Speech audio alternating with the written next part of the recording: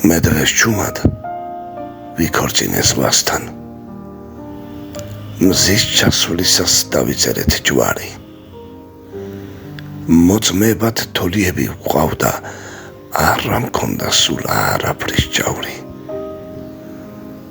ზღვას მოჰქონდა გვიდილების ტალღა და მომხვია ვებერთელა ხელი. ამიტაც მეცხრეცაზე მაღლა და მანახა ვარსკვლავების ველი. მის ტალღებში ვნებივრობდი დიდხანს და გვნათოდა მთვარის შუქი მკრთალი. მე დღეს ჩუმად ვიქორწინე ზღვასთან და ვიყავი სიყვარულით მთვრალი.